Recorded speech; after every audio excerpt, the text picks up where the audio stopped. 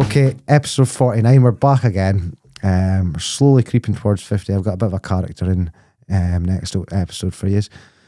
But we're going back to Highland League again. Okay, Colin Hendry last episode. But I've got another ex-Rangers player. Tonight in the house I've got Billy Urquhart, Caley, Rangers, Wigan, Billy? Wigan for a season. Yep. Any other clubs? Do you play juniors or anything like that? I didn't. I played Inverness Amateur, Caley, Rangers, Wigan, back to Caley, and back to Inverness Amateur. Aye. So it kind of went full circle for you, Billy. Over 600 games for Caley, Billy. I didn't get an exact number. Do you have exact numbers? I'm told it was 637, but yep. And who knows? A good goal scoring rate in that as well. Decent, 400. Yep. 400 so goals, nothing to be shy about. Like, nah. I start off the podcast always the same, Billy. Just gives me a good idea of people's younger life in football. How good a football player were you as a kid, Billy? And what age did you realise you had a wee bit of potential? Well, I was born literally within a stone's throw of Telford Street. Helps. And that did help. My father played for Thistle. Okay. And also he signed for Clyde in the mid-1930s. In fact, Clyde won the cup when he was there, but he was injured in the semi-final. Otherwise, in fact, today's the way it works these days, he would have probably got a medal, you know? Yeah. But then the war came, he came back. But of course, he pushed me into football. That was my early. And he was Caley trainer. They had trainers in those days, you know? Yeah, wasn't a coach. Yeah, not a coach. Because in those days, also, the committee picked the team. Mm-hmm. You know, the early 60s, the committee picked the team, and my father was great mates with Bobby Bolt, ex-Rangers. Yep. And he took him along as trainer, you know. Mm-hmm. Did a bit of physio and a bit of training. That was basically it, you know. As you say, there were no coaches. Yeah. So I got to go on the first team bus when I was 6, 7, and that was my earliest introduction into football, you know. Yeah. And, you know, my heroes in those days, Chicky Allen, aye, Graham McInnes, Alan Presley, Davy Johnson. And you're next to them. Yeah, I mean, they were like gods to me, you know. I mean, I was on the team bus with them, you know. It was fantastic, you know. As far as myself, I had no ambition to play anything other than play for Caley. Mm-hmm. School football, the usual. Then signed S form for Caley, and then I'd only signed S form for Caley, and we went through to Huntly, first game of the season. I remember this quite vividly. And I was sitting in the hotel, tucking into pie, beans and chips. And one of the committee men, there was I think it may even been Bobby Bolt, actually. I think he was still on the go. He came up and he says, "What are you doing eating pie, beans and chips? You know, you're on the bench today." There was only one sub in those days. So I thought, you know, I wonder what the hell's going on here. You know, I wasn't expecting it. You know, I was only 15 at the time. Sod's law, boy called Ian McRae got injured in the first 10 minutes of the game. I had to come on at Huntly, and I was just blown away by the pace. Aye. I mean, it was so quick. That was my first introduction to adult football, really. And I thought, where's this going? You know, I just couldn't imagine playing at that level. You know, at that level. Yeah. You know, and it was so quick. Mm-hmm. I couldn't get second win, anything like that. I only played one more game that season, so that kind of told the story. You know, I wasn't physically able to do it. Yeah. Do you get a taste for more, Billy? Not really. No. I think at 15, I wasn't able to take the whole thing in, you know? Yeah. And to be fair, Chicky Allen had just died that summer. Okay. And that was a big effect on Caley, the Caley team in those days. In fact, it affected Davy Johnson, obviously, who was his best mate. Yeah. And you know, he played piecemeal after that. So the team went into a kind of transitional period. Mm-hmm. And, you know, I got a couple of games that season. First game, and I think the last game, funnily enough, was against the Elgin. It was a 0-0 draw. Aye. Played at Telford Street. Then myself, Jeff McDonald, who is Kevin McDonald, yes, his brother. Aye. And a guy called Andy Smith, who has something to do with the Supporters Association in Scotland at the moment. Okay. 3 of us all signed. S4 Macaulay was transferred to Queen's Park, who were obviously amateur team in those days, but again on an S form signing, as it were. We were all going to Glasgow at the college. Well, it didn't last. I mean, Jeff and Andy packed it in after a couple of months, really. I continued to do it, but I was living out of Clydebank at the time. So I was having to get bus down to Clydebank, train into Glasgow, train out to Hampden, do the training, and do the whole thing reversed twice a week for training. That's a lot. And I just didn't enjoy it. So packed it in, signed for, I was at Jordan Hill at the time, just played for the college. Mm-hmm. But we played and this I think was when I realised that I could maybe do something in the game. Because I was playing in the Glasgow Amateur League, which wasn't a bad standard, but what it was a physical standard. Mm-hmm. If you didn't stand up to the physical kickings and, it was unbelievable, You were playing against real men, if you want to put it that way, And that certainly, I quite enjoyed the physical side of it. Mm-hmm. And that definitely helped me when I came back up here, Aye. You hear a lot about Jordan Hill, quite a lot, Billy. I think if you look across Scottish football, the amount of names that had something to do with Jordan Hill, a lot of coaches, a lot of referees. What was it like down there? Did you come across anyone? Well, Roy Small, who was big in the SFA in those days, he was a lecturer at Jordan Hill, and the only player I can remember at the time being there was Colin McCadden, who was a couple of years older than me. Yep. And other than that, I can't really think of any names at that point, But yeah, certainly. Well, Ronnie Lowry, who was a goalkeeper at Rangers when I signed, he was there at the time.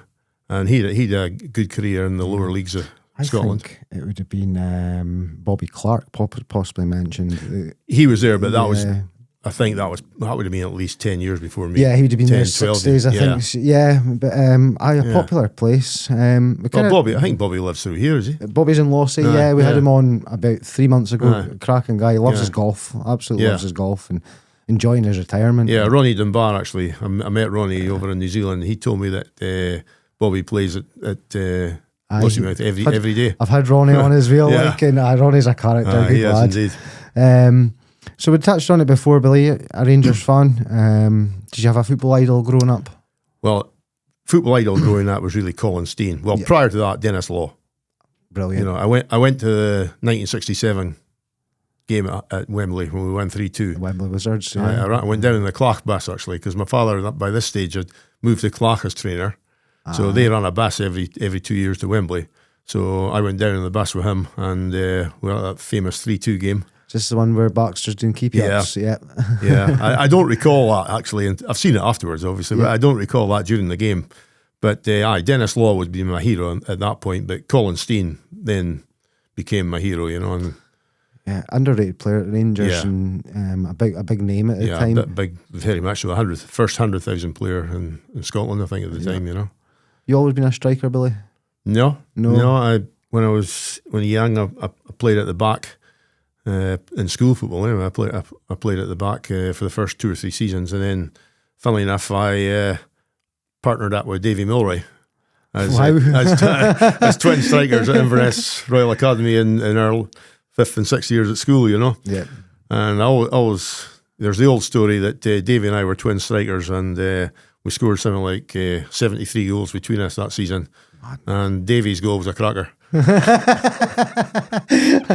do enjoy that. That's an old one. We've played on me a few times as well. For anyone that's unaware and kind of fresh into Highland League and things like that, Billy and Davy, how many times you say you played against each other over the years? 40, 50 times? Easily. It's actually quite a famous photo of the two of you kind of going for a ball in one of the derbies. And it's weird, even though you are separate with the Inverness clubs, you kind of became associated with each other a little bit. Yeah, a wee bit. I mean, we started in school football together. We're matey off the pitch, and once we packed in football, Davy actually took over as reserve team coach at Caley Thistle in the first season. I think it would have been the first. So he asked me to come along and be his sort of help on the pitch. Aye. So that's what I did for that first season, and I was kind of helping all the young boys on the pitch, Aye. So and we go out socially a lot, play golf every week.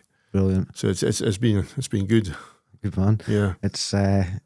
I like when people can hear them battles on the pitch and it's just a pint afterwards and crack on. And I remember actually the game that I shouldn't have played, which was I wasn't registered. It was Caley Thistle last derby at Telford Street, and I think it was a bit to appease the rebels in the Caley side that they let me play.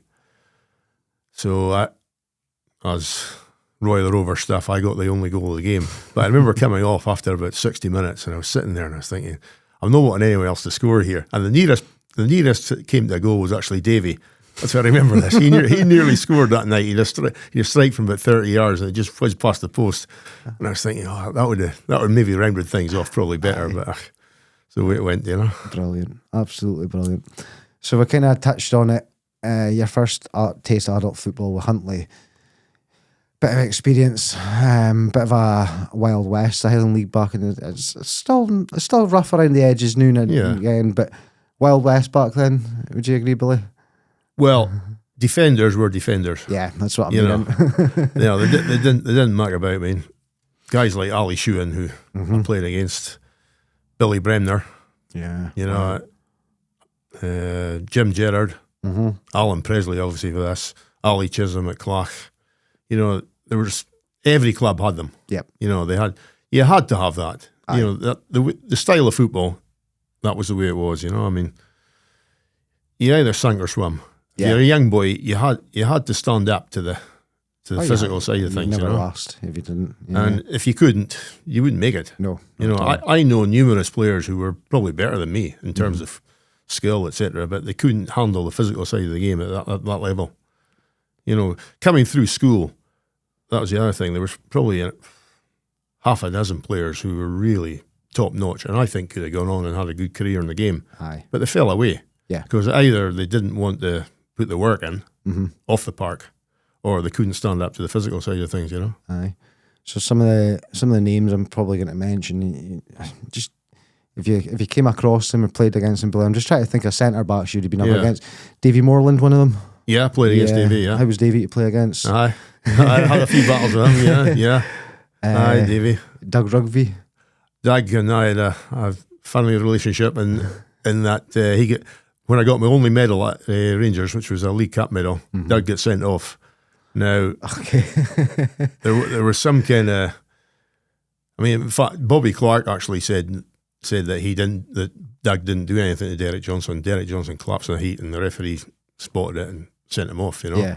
But prior to that, Doug kicked me from one end of the park to the other, you know, and I thought it was poetic justice, but that's the way it was. He was a physical player, it's as simple as that, and I came across him again, obviously, in the Highland League, and nice guy. Aye, yeah. You know, as most of the people I played against. Absolutely. You know, absolutely. You kick each other on the park, but off the park, you know, no problem at all. Absolutely. Chico. Chico, I mean, Chico was one of my sort of good friends in Highland League, you know, for the other teams, you know. I mean, always went for a pint with Chico after the game, and we had some real battles, you know. You knew what you were getting. Absolutely, you know, and I think he'd probably say the same. You know, he would hit me, I would go down, but I would come back up again, look for more, you know. And that's just the way it was, you know. Yeah, you wouldn't have it any other way. Yeah, you certainly wouldn't. Big Donald Allen at Brora, he was another one that he probably came in later in my career, but he was another physical specimen, you know, and he could certainly put himself all right, you know. There's Charlie Barber as well. Did you ever? Charlie, now he came into the Keith team and a goal scorer and a physical specimen, you know, a real tough guy to play against. I mean, he could knock players about as well, you know. But I mean, he was a great goal scorer. And I've heard a really nice guy as well, Charlie. Like, funny thing is, I don't know what's happened to him. You know, if he's still on the go, he must be still on the go. I've not heard anything otherwise. But I mean, you never see him or hear about him in any of the Highland League reunion things, or you know, going to Keith games with the guys that go there. And I think Charlie was maybe 6'4", 6'5". Easily, yeah, big guy. Yeah, but could play football. Oh, he could. Yeah, he could play. I don't know if he actually played that long in the Highland League, you know. I don't think so. You know, which it's a shame, yeah, absolutely. Okay, first spell at Caley, Billy. It's a short spell, but I came back from college and I'd finished my first year at college and I did pre-season at Caley.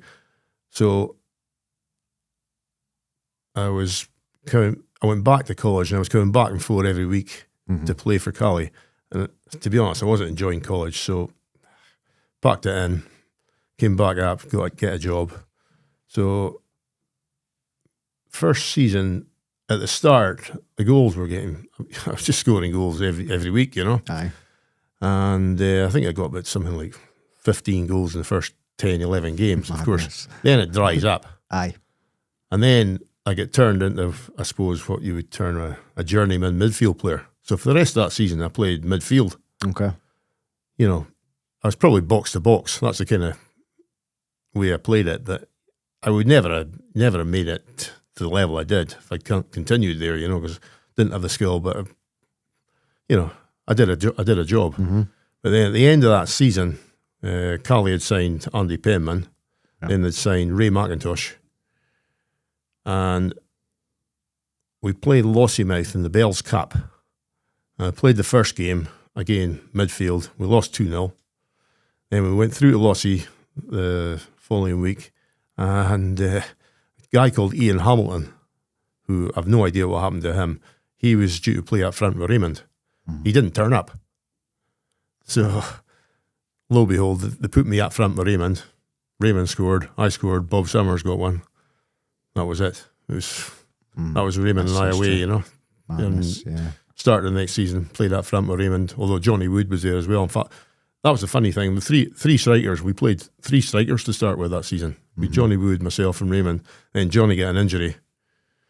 Kept him out for quite some time. So then we reverted back to the 2 of us up front with a winger and possible, you know, either 4-4-2 or 4-3-3, whichever way we wanted to play, you know. But Did you like a partner up front with you, Billy? Did you like somebody that could kind of play off you, or would you prefer kind of? Playing with Raymond was a dream. Aye. I mean, it's just a dream to play with him. I mean, one of the best players I ever played with, you know. And our styles suited each other, you know. Yeah.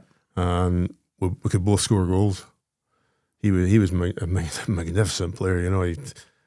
His runs into the corner and things like that. Again, this is not the style of play these days. It wouldn't happen. No, you know, putting the ball into them areas. You can't be short and all of that. We had, you know, over the top was a ball in those days that was used all the time. So Raymond and I, you know, we scored. I think we both got 36 that first year, you know. Aye. And it was just so easy, you know. It came upon us so easy, you know. That was the way it worked, you know. But then the following season, played again. By this stage, I was still scoring loads of goals, and a lot of clubs were supposedly in the paper looking at me. Yeah. Aston Villa, Chelsea, I think were at one point. But then Derby, who Tommy Doherty was manager at the time, they asked me to go on trial. So I went down there on trial. In fact, prior to that, in the pre-season, I went to Dundee on trial. Okay. Dave White, ex-Rangers manager, he was manager there. And I spent a week there, played a couple of games. I did okay. But they had Billy Urquhart, and who's his goal-scoring partner? Maybe Bobby Hutchison? I'm not sure. Sorry about that. Aye, you're all right.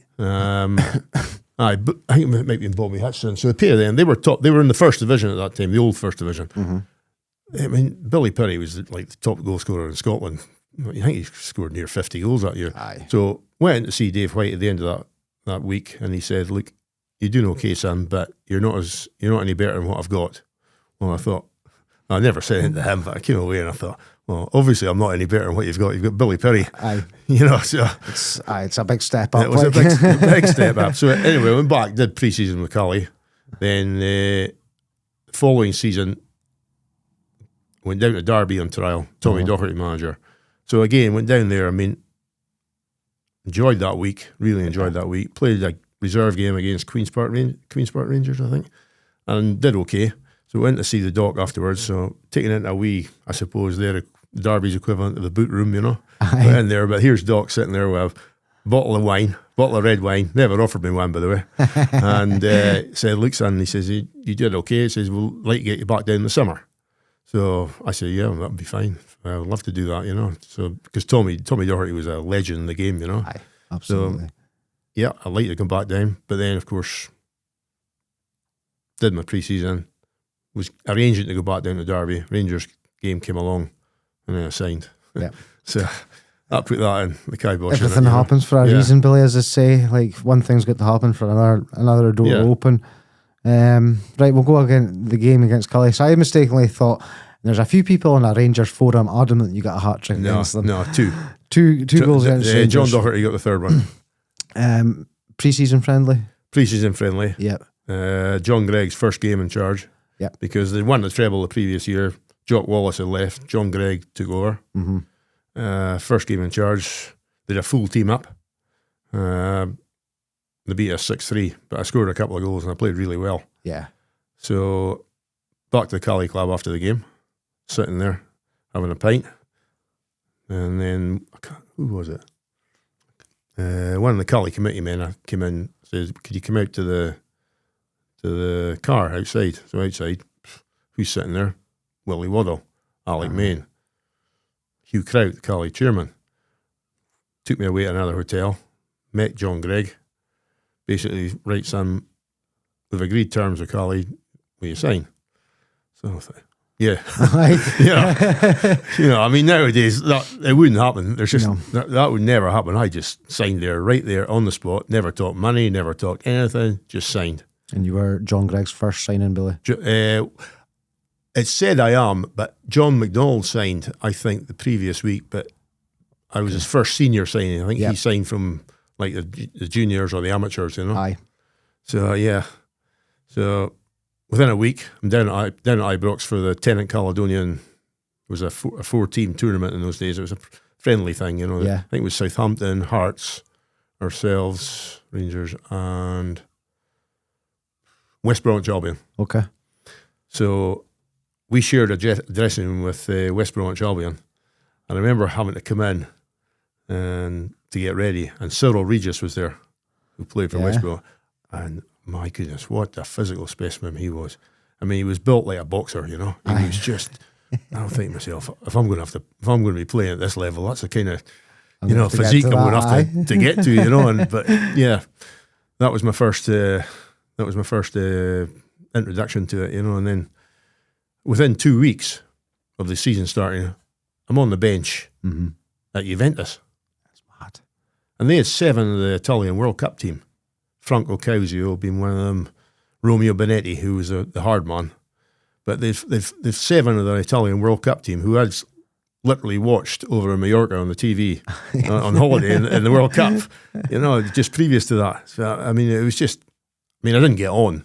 Aye. But I was on the bench both home and away, and we won.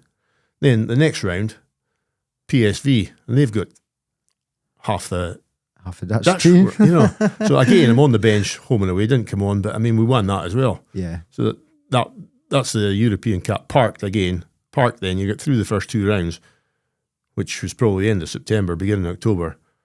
There's no European Cup until then, March. Mm-hmm.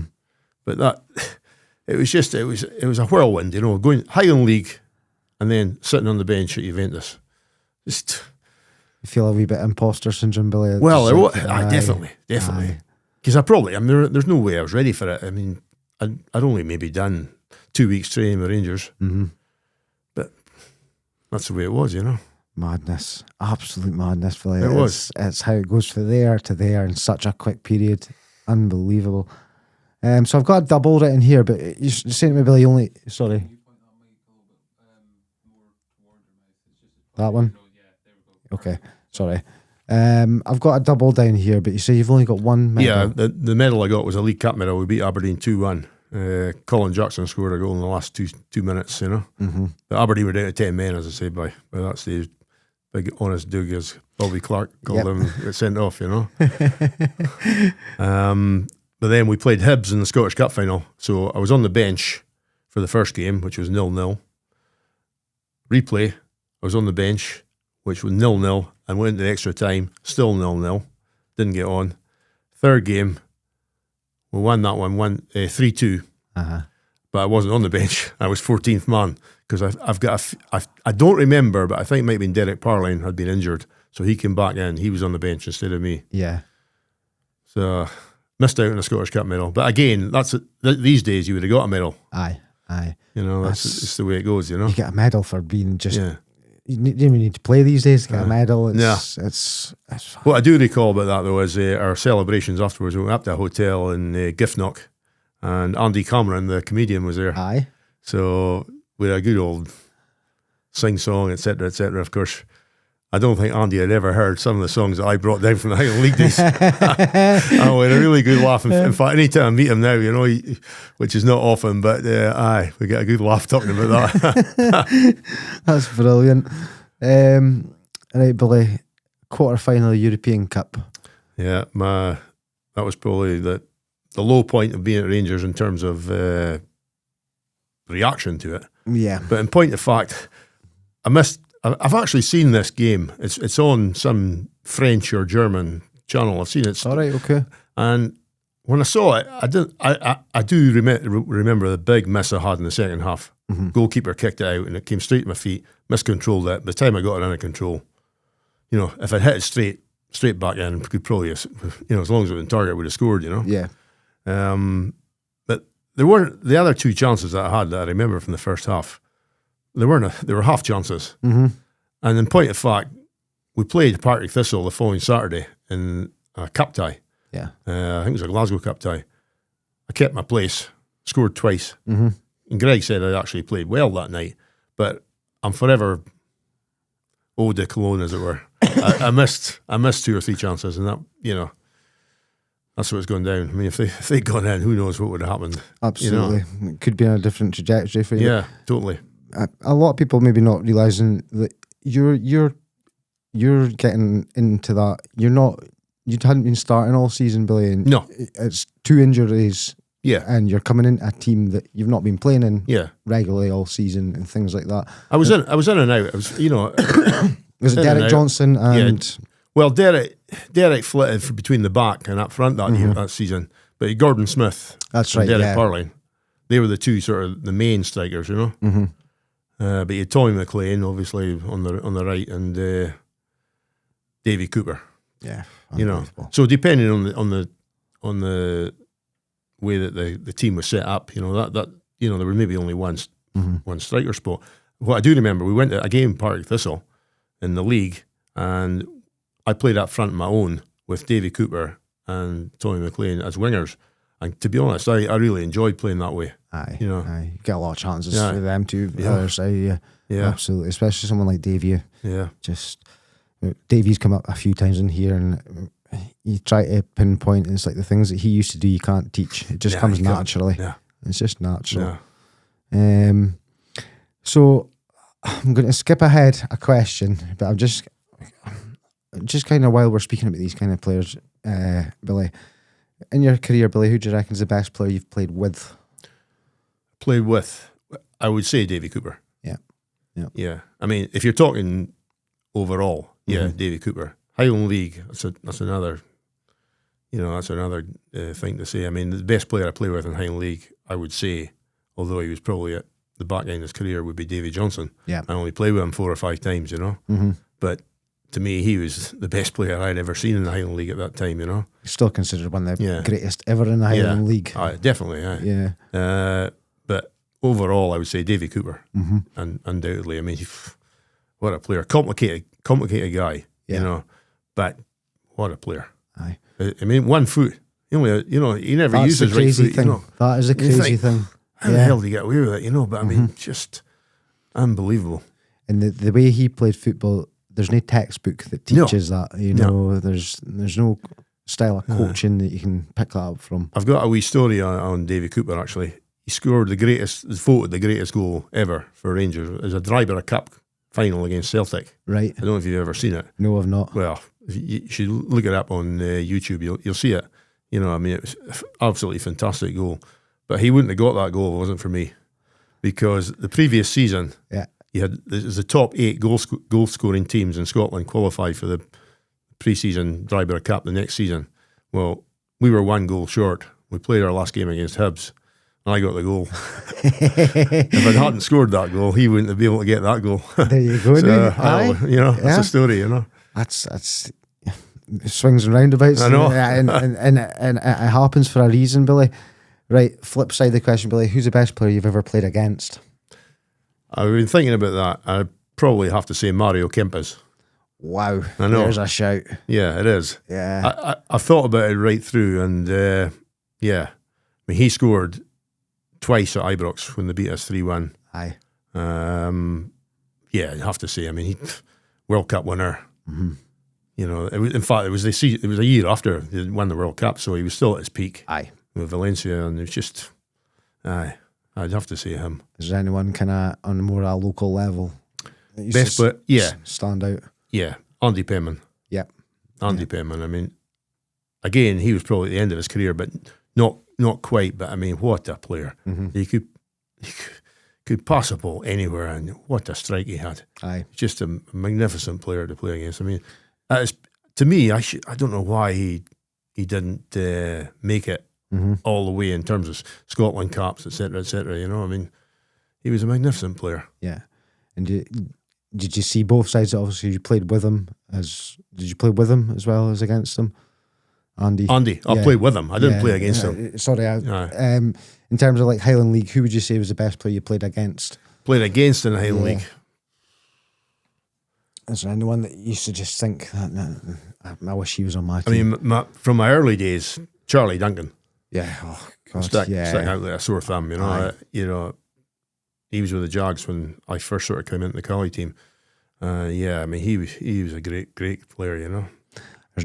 There's a lot gets spoken about Charlie and just like a well thought of man, you know. Yeah, I mean, he was just a great midfield player. Mm-hmm. He would have made it in any era. Yep. You know, he was just a great player, you know.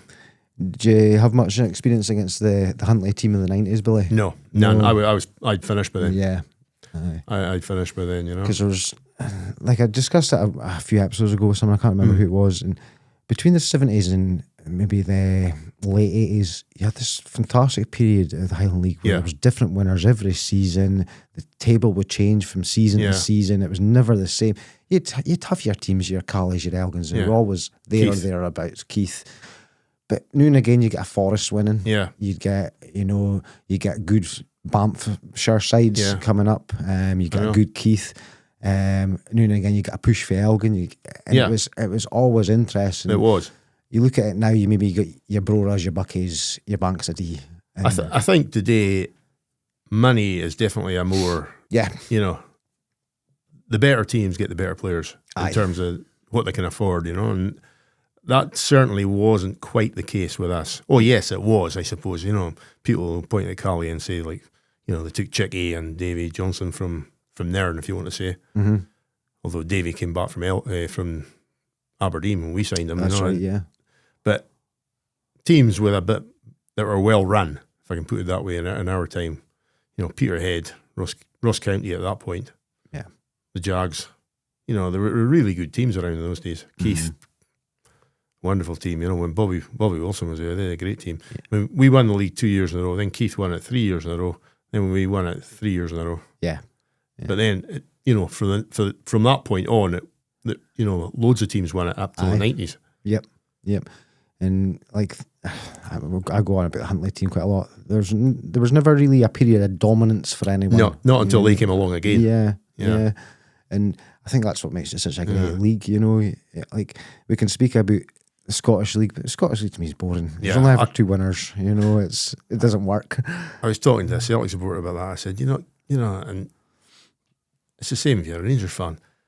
Unless we get Hearts, Aberdeen, Hibs putting in a meaningful challenge, and by that I mean being there right at the end of the season, it becomes so repetitive. It does. You know, Aye. It doesn't matter if you're Celtic or Rangers. I know the fans will say, right, we want to dominate, but you know, at the end of the day, it doesn't work. No, I point back to, and I'm probably going to get slated for some of my Celtic fan pals here, but Scottish Cup final last season, Celtic versus Aberdeen.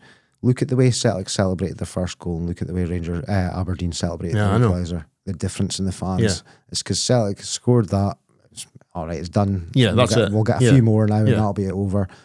Aberdeen equaliser. It was pandemonium. Yeah, indeed. And they deserve that more than anyone. Win that, you know.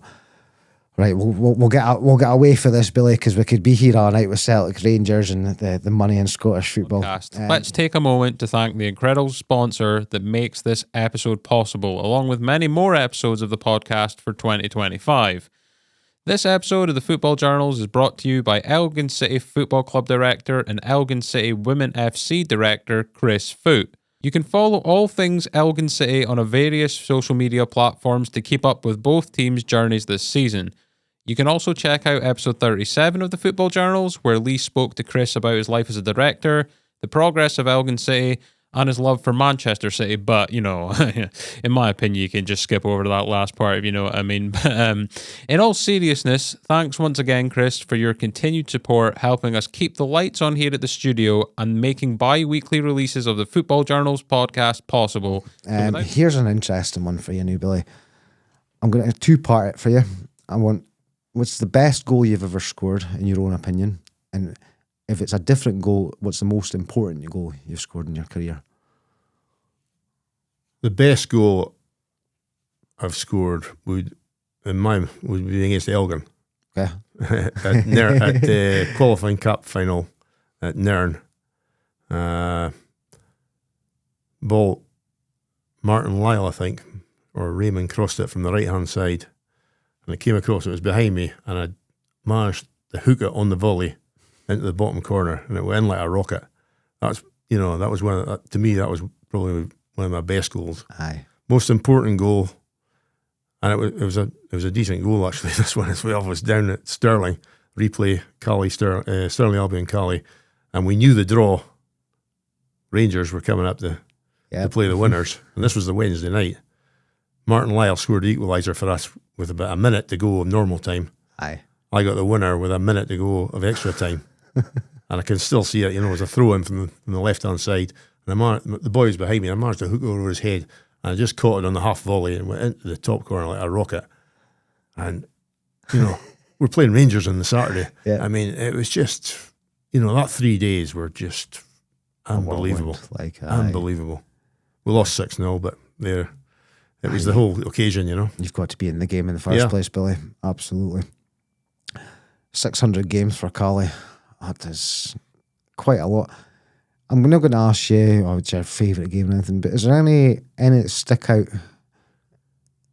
The first cup final, well, apart from the Bells Cup the previous season, we played Thistle down at the Clach Park in the Highland League Cup final. 5-4 to us. Wow. And anyone that was there will tell you it was one of the best games ever in the Highland League. It was just a fantastic game, end to end. We took the lead in the first minute. They were 2-1 up, 2-2. It went back and forth, and then Raymond got the winner, I think, with about 10 minutes to go. It was just that game sticks in my mind. And also, the game at the end of that season, we played Brora. We had to beat them to win the league. Yep. And they had a really good team. But we managed to beat them 6-3. It was 3-3 with about 20 minutes to go. Then Penman scored. Raymond scored. I can't remember who got the last one, but, we won 6-3. I remember that. It was the first league we'd won for 7 or 8 years, and it was just, that was a really good day, that. That's kind of the moments you live for in your career. Yeah, it is, Yeah. So, people who maybe of a younger generation probably not understand the importance or the magnitude of this. Caley versus Thistle. Caley versus Clach. Thistle versus Clach. How big do them games used to be? Yeah, Billy? I mean, in terms of derbies, at the time I played, Clach probably, but even by their own admission, I would say that they weren't really challenging for trophies at that time, Yeah. Whereas Thistle were.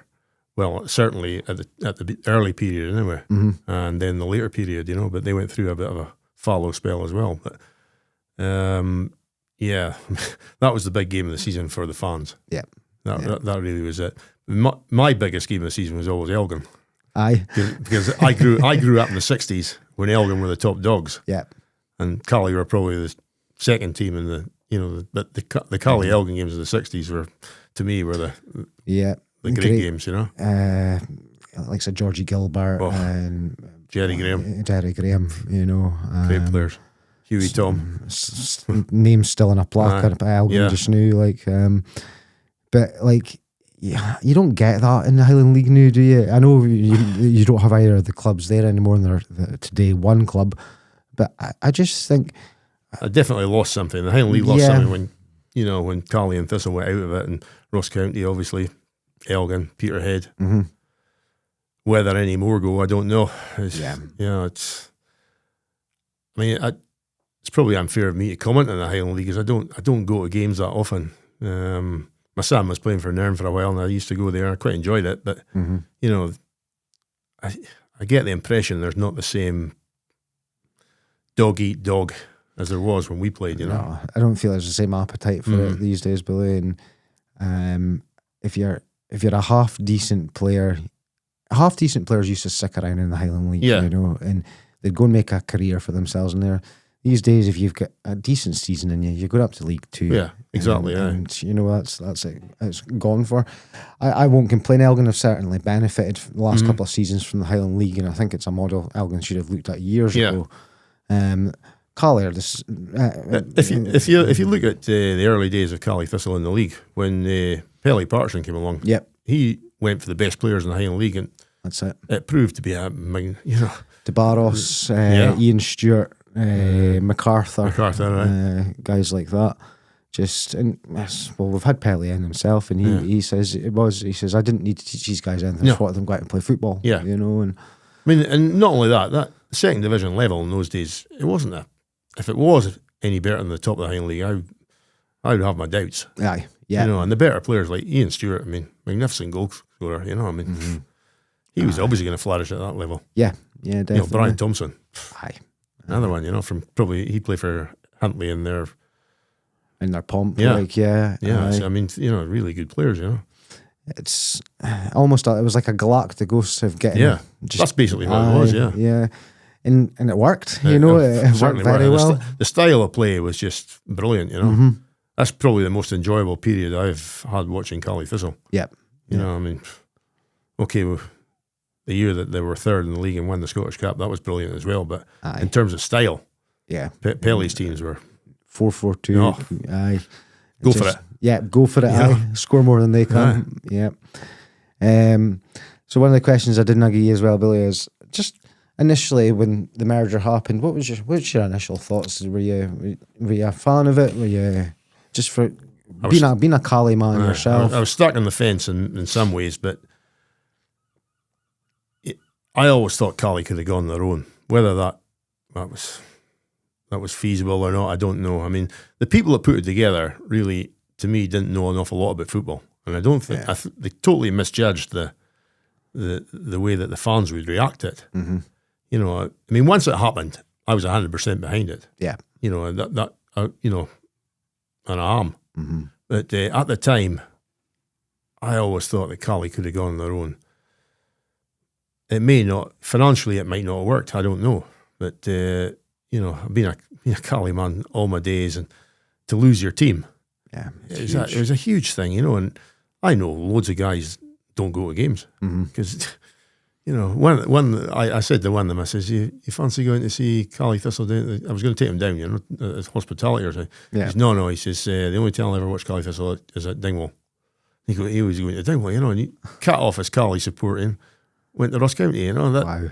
These are the sort of things, and equally on the Jags side, they thought they were shafted. Aye.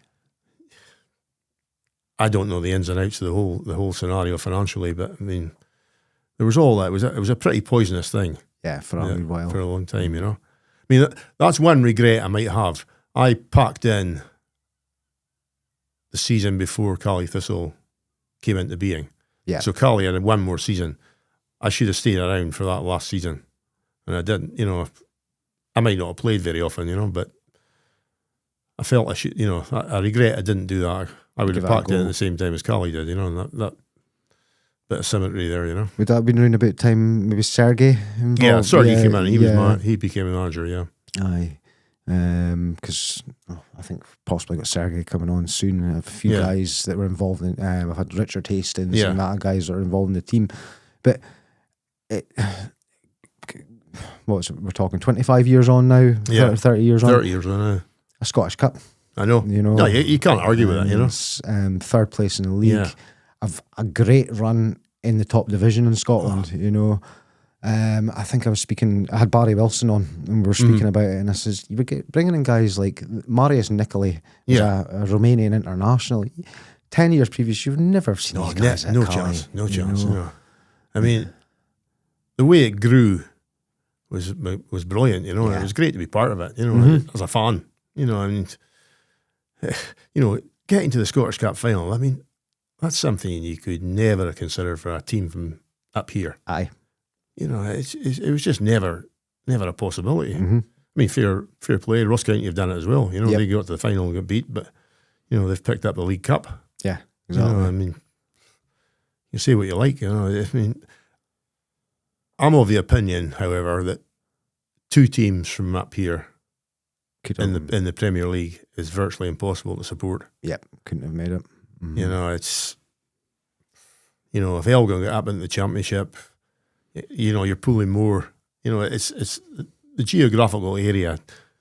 I don't know if it can support much more than it's got. You know, it's always been a struggle, isn't it? It's you're going for the same people to sponsor. You're going to a lot of the same support. You know, it's a difficult thing to consider. You know, and realistically, if they're up here and they're good enough, it's probably Aberdeen they're going to. Exactly, yeah. It's probably Aberdeen. Exactly, yeah. I've spoke about this previously. Youth, when I was involved in youth football, playing football growing up, Ross County were massive. Yeah. They were everywhere. Yeah. It's Aberdeen these days that are everywhere, and Ross County seem to have pulled back, and I don't know if that's because Ross County maybe haven't got the push they once had on, and they're just kind of trying to retain a respectable position in the league and just keep their head above water. I think, I mean, looking at what they're doing this season so far, I mean, in terms of signings, etc., they're obviously going to be giving it a go to get back into the Premier League, you know. If they don't get back in, well, that asks another question. Yeah. You know, so, I mean, fair play to Roy McGregor. You know, he's put his money where his mouth is, you know. You know, you can't argue with that. They're possibly looking at, like, a Caley situation just now, thinking, we can't risk. Yeah, they can't risk that, obviously, yeah. It's such a shame for us as locals know how big these teams are. I know. You know, and I think they deserve the push, but whether that geographically will ever happen, I don't know. Yeah, I don't know. It's going to take a foreign billionaire to come in and change things. That's unfortunately the way that football is, isn't it? Yeah. You know, whatever level we're talking about. I've always been a fan. Somebody mentioned to me a while ago, Billy, and why didn't somebody just instead of buying a club, buy the league? You know, buy the league. You can change the rules then. Yeah. You can do what you want. You could make this a total monopoly league and, you know, 100 million if you finish 12th, you know, and all the sponsorship comes in. But no, people, £3 million the Scottish Premier League gets for sponsorship a year. I know. You get English Premier League clubs that get that for one game on TV. I know. You know, it's fast. I mean, the money that's in England is unbelievable. Yeah, you know, I mean, Liverpool just hit 250 million in spending today. I mean, Isaac with Newcastle, he thinks he should be on 250 to 300,000 a year. Yeah, a week. Sorry. Yep. Now, that's probably because he knows that other players are getting that. You know, it's just. It's mind-boggling, actually. It is. You know, it's mind-boggling. And before they've even kicked a football, they're on 20 grand a week. You know, it's 16. And, you know, the cost of getting to games. It's just... It's crazy. Even our local games, you know, cost of getting to... I'm not saying Elgin City, because I'm doing there and I've got a season ticket and things, but you want to go to Aberdeen, you know? Yeah. You want to go to Celtic away, Rangers away at Ross County. Yeah. Fortune these days. It does cost a lot of money, you know. Okay, Billy, a testimonial. You were just kind of mentioning it. It came up on my Facebook feed today, actually. That was 1992. Well, that was the thing. I was going to pack it in after my testimonial. And I went away on holiday and I came back. I thought, no, I can give it another season, you know. I was a 35 at that time and I was coming up 36. I was still fairly fit, so I thought I could get away with it. But John Doherty was manager then, so he'd bought a couple of players, Jimmy Gilmore, who came up from Stirling Albion, I think. So he was playing. And to be honest, I didn't play probably from September through to March. Okay. Hardly, second team. I played for the second team. Roddy Davidson was the same. Doc had his own ideas. He wanted his own team in the park, and Roddy and I were veteran stages. Yeah. So he really wasn't wanting to play us. But then, towards the end of the season, got a couple of injuries, threw me in against Clark on a Wednesday night, came on off the bench, scored and made one for Charlie. And then from then to the end of the season, I think I played every game and I scored something like 10 goals at the end, A lot, yeah. So funnily enough, the last game I played was at Huntly, and I'd made up my mind I was packing it in. So my first game in the Highland League was at Huntly. And my last game would have been at Huntly. I remember coming off, I think 0-0 draw actually. And I remember coming off and I was pretty emotional actually, because I thought, that's the end of it. That's the end of it. It's a big thing to give up, Aye. And how do you fill it? Mm-hmm. There's lots of ways of filling it, I suppose, but I kind of remember thinking that. But then, so I did pack it in. Mm-hmm. Then the following season was Sergey took over, and he did the whole season. And I was playing, how would I call it, bohemian football for a team, a veterans team in Inverness. And then they pulled me in for that last derby. Cost them £200. Did they pay a £200 fine? But physically, I was still fairly fit and a good core fitness, so I got away with it. So I got away with that. And then the next season, funnily enough, was the first season with Caley Thistle, and towards the end of the season, they had a few injuries, and I was playing for the second team. So Sergey asked me to play. I turned him down. I says, no, 37, coming up 38. There's no point in me playing, Yeah. But then they were playing East Stirling. I happened to be down in Glasgow that weekend, and he said to me, he says, look, I'm really struggling. Would you play? So I did. I played at East Stirling. And then I played another couple of games at the end of the season. So I've played 3 games for Caley Thistle. You'll take it. You'll take it. It's an ego thing. Aye. But a testimonial, I spoke last episode ago, because Hamish Monroe from Bucky Thistle, again, congratulations on the testimonial, Hamish. It's a rare thing in football, isn't it? I think nowadays you struggle to get one. One club players are... It doesn't exist, It doesn't exist now, really. To be at the club for that length of time, it just doesn't happen, I was really lucky, I went down to the Rangers and I spoke to John Gregg and he said, right, we'll send the team up, Yeah. And he got in touch with Walter Smith, so Archie Knox came up with a team. I'm trying to remember who all played, but Gary McSwiggan Yeah. and Paul Rideout, if you remember him from the...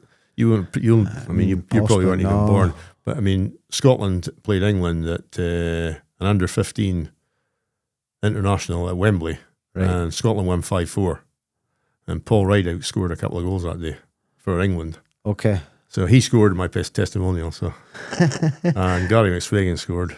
What was the final score, Bill? 5-0. 5-0. Yep. I played against the boy Brian Reid.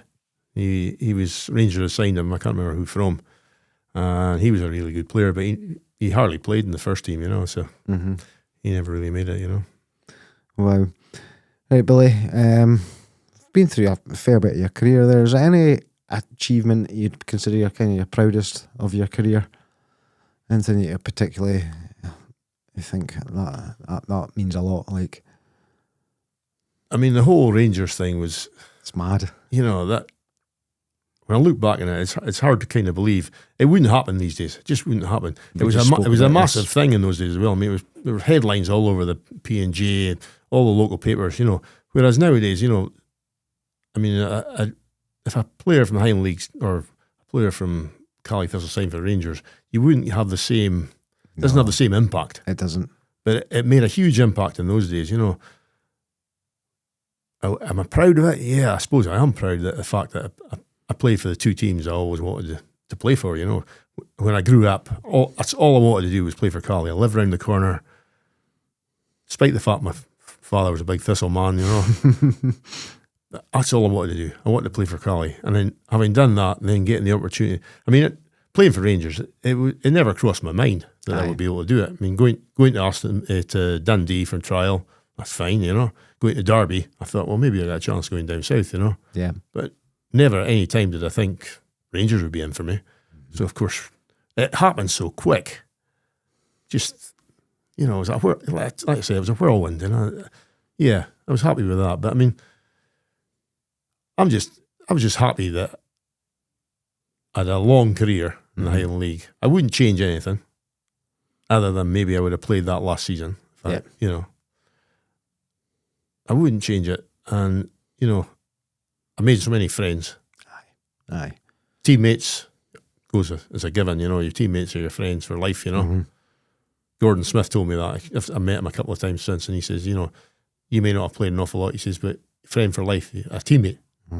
And then all the guys I played against, likes of Chico, you know, Ali Bell, I met him a couple of weeks ago. Yeah. You know, and these are guys that you love to play against, you know. And they're friends. Yeah. You know. Kick lumps on a Saturday, pint on a Saturday night. Yeah. Although, funnily enough, at the beginning of my career, that didn't happen. Oh. He didn't fraternise with the other team. It was only probably when I came back from Rangers that we started doing that. You know, clubs then had social clubs. Aye. So that definitely helped. You know, we all went back in, and you know, you'd be standing there with Ray O'Hara having a drink. You know, memories for life, Bill, isn't it? Well, it is. Yeah, it is. And pals for life as well, as you exactly. say. So you know. I've just kind of recently got into. I've never had a playing career myself, anything like that. I've just started getting in coaching maybe the last 5 years or so, and it's true. The pals I met 5, 10 when I first got, I'm still pals now, you know. And 10 years time that'll still be my pals, and it's football pals. That's exactly it, isn't it?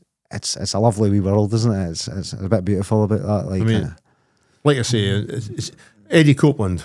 I speak to him sometimes. speak to him sometimes on Facebook, you know, and he'll always say, "Oh, what do you think of the standard these days?" You know, I don't like getting into that kind of argument, you know, because you can only beat what's in front of you. Exactly. You know, like that Huntley team that won, they could only beat the teams that were in front of them. The same with us. You know, when we won at 5 years out of 7 or whatever, yeah. And you know, you can only beat the teams that you can't say they're a lower standard or that's a higher standard. You know, no, it's who you play on the day. Yeah, you know, it's. I think probably the Highland League players today are fitter than probably we were. Whether they're better, don't know. I don't think they're technically as good these days. Yeah, and I also feel a lot of the.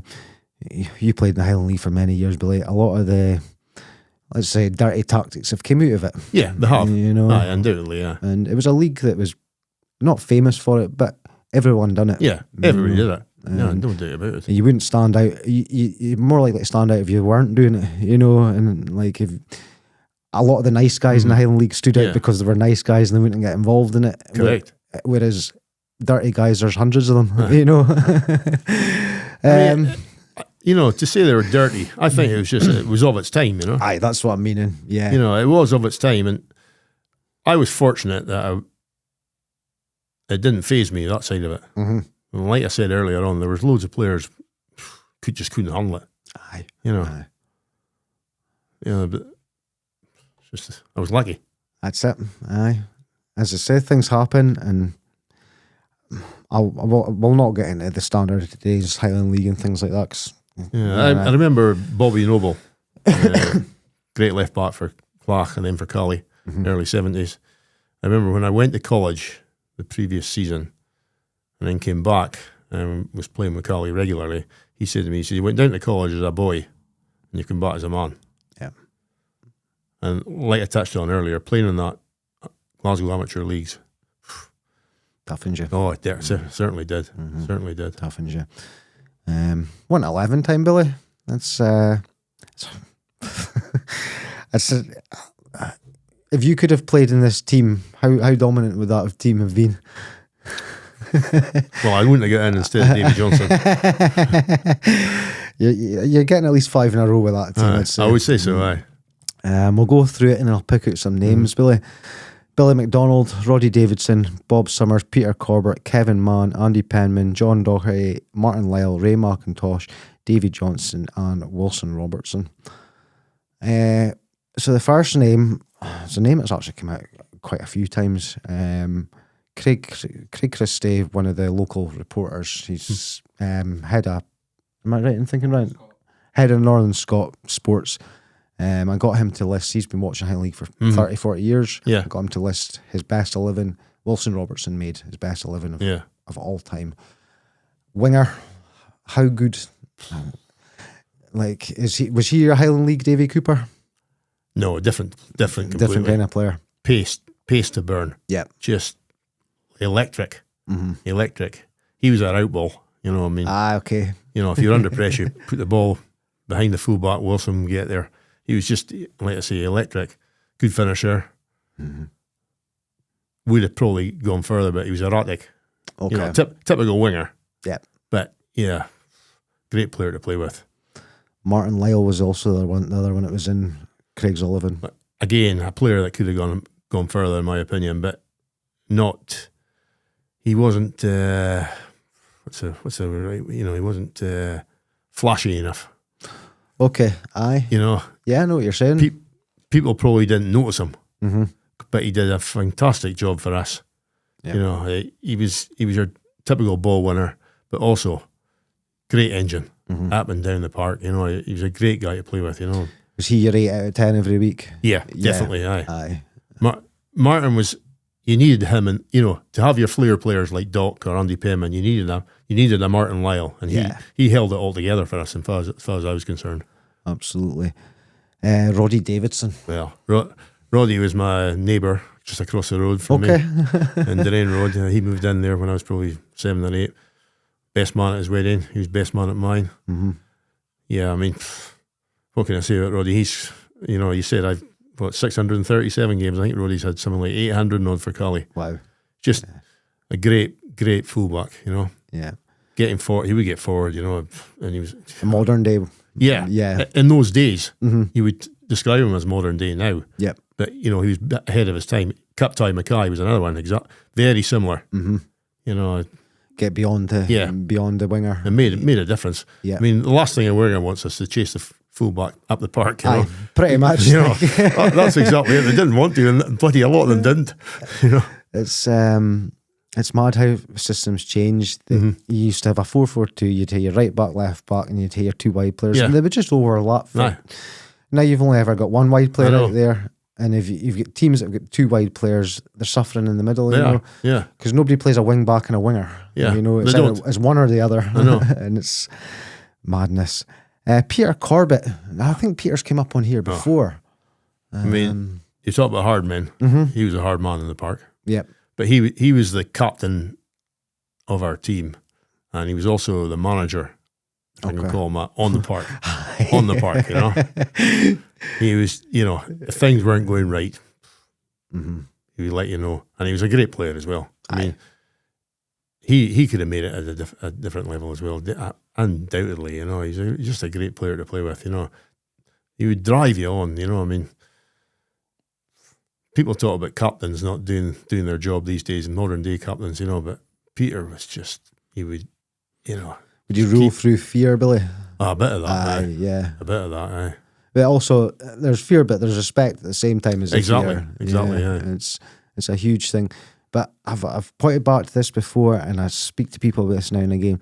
Your captains can have all up. Your captain's got to be able to play as well. Yeah, I mean, Peter could play. Yeah. You know, I mean, I think a lot of people probably thought of him just being a hard man at the back, tackling, etc., but he had a lot of skill. You know, I mean, and yeah, he could definitely have made it at a higher level. Yep. Okay, we'll go for Ray before we go for Davy. Well, I mean, I can't speak any more highly than I can of Ray, because I mean, if it wasn't for him, I probably wouldn't have had the career I had. You know, it's as simple as that. You know, this is before the days of counting assists as well, isn't it? But I mean, he was just he'd be in the hundreds. Oh, he's just a fantastic player to play with. Like I say, I mean, and he could score goals. I mean, you get a lot of guys that were played as a double striker, but one of them maybe not score as many goals. You know? Whereas Raymond, great finisher. Would it be a competition between the two of you? Oh, aye. We had a bit of healthy competition between us. Aye. One of the questions, I had Connor Gathins on recently, and one of the questions, and I suppose I'll throw this out to you, Billy, was Connor used to constantly check the goal scoring charts for Cammy Keith, for Neil Gold, names. What was the names you were checking for? Oh, Ray O'Hara. Yep. Gordon McIntyre. Yeah. Was it every week religiously? Aye. Aye. I constantly did that. Even Raymond, I would check. I was wanting to be the top goal scorer. Simple as that. If you're a goal scorer, that's the way it is. In my opinion, you've got to be selfish. You have to. To. Not to the detriment of the team. No. But yeah, I always checked it. Do you know how many times you finished top scorer, Billy? Probably 4 times, 5 times. I got more than twice. I tried to look up in the Highland League. I just couldn't get it. It was definitely more than twice, but nobody could give me an exact figure. I don't know, in all honesty. Because there's seasons you got your 50. Yeah. Yeah. And that's the seasons that I was researching. To be honest, I couldn't. 3, maybe 4, maybe. I don't know. That's not something I actually looked at, to be fair. And was there a award back then for it? No. I didn't think there was. No. To be honest, I don't think there should be. You don't think so? No. Yeah, because probably your teammates that are giving you. I've never thought of that way. Yeah. Aye, that's a good point. You know what I mean? You might score the goals, but you're not making them yourself. Aye, it's true. It's very true. It's a great way to look at it. We'll finish off on Davy Johnson because probably considered one of the greatest Highland League players ever. I mean, when Davy came back to Caley, I was probably, 12? Yeah, when him and Chicky were great mates off the park, lived in Nairn or Aldern together. Aye. And they were the first sort of partnership I can remember. Mm-hmm. Seeing them up close, and they were just brilliant together. But Davy, he was like Andy Penman the way he could pass a ball, the way he could strike a ball, but also he had a lot more pace than Andy, and he's a great finisher. Aye. He had the whole package. Yep. Just to have I know he was at Aberdeen. He was at Hearts when he was a young boy, I think. Yeah, I've got that in my notes, and he's got over 100 games for Aberdeen. He's got a 1-3 goal record. Just shows you. You're talking Lisbon Lions days, a very strong Rangers team. Big sides at the time. Very much so. I mean, Caley got him. How Caley managed to get him from Aberdeen, I have no idea. But he obviously didn't want to stay there. Yeah, I mean that he was a home bird. Aye, that's what I've been led to believe. Possibly a bit like Ali Shewan with Elgin. Yeah. It's guys that maybe you don't understand why they're at that level, but there's obviously a reason, and sometimes maybe he just had enough. He'd done what he wanted to do. He proved that he could play at that level, but he wanted to be at home. Yep. That was just. But I say he's definitely. He was the best player I ever saw playing Highland League. Aye, I have to say that. Aye, and in terms of forwards, anyway, and still talked about to this day. Very much so. That kind of proves the point.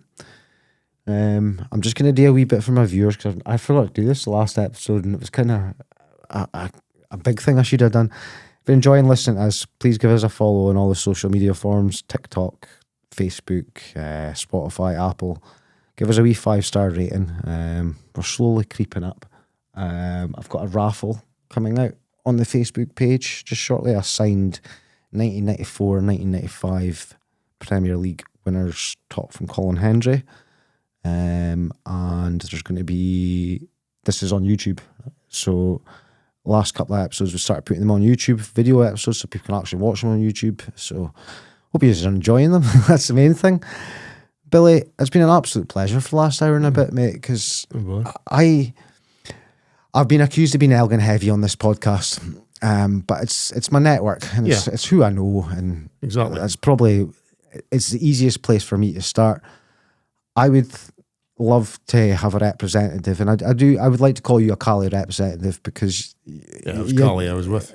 Caley, I'd like to have a representative from every Highland League team, especially the teams that are no longer in the Highland League. A Thistle representative, a county representative that was part of County when that was Highland League. Not nowadays. Like, I'm not interested in that. You've given us a great insight into a great club. I'm on that Highland League group, Billy. I think possibly you are yourself. Caley's always spoken about it, and it's always a popular subject. He's obviously had a fantastic career. 400 odd goals, you reckon? You struggle to find anyone with 400 odd goals in the Highland League. I can't think of much guys that have done it. Well, I believe Davy Johnson did. Davy Johnson for I Nairn. think. Yep. I think so. Between Nairn and Caley. Mm-hmm. I don't think there's anyone playing currently that. No, the nearest we've got just now is Scott Barber at Fraserburn. He's about 300 odd. Mm.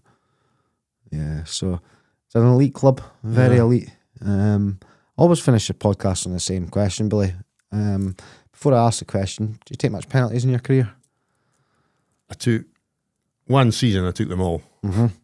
What was your success rate? Pretty good. Yeah. Do you have a technique? Bottom right. Goalkeeper's bottom right hand corner. Bottom left for me. I just used to try and fire them into that corner. I'm going across the keeper. Yeah.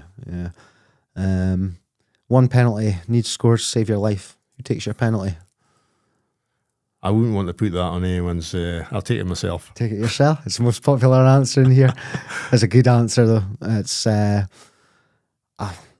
I say, you'd be surprised how popular that answer is. People say I don't want to put the pressure on no one else. Thank you very much, Billy. It's been very enjoyable. No, I enjoyed that. Yeah. Good man.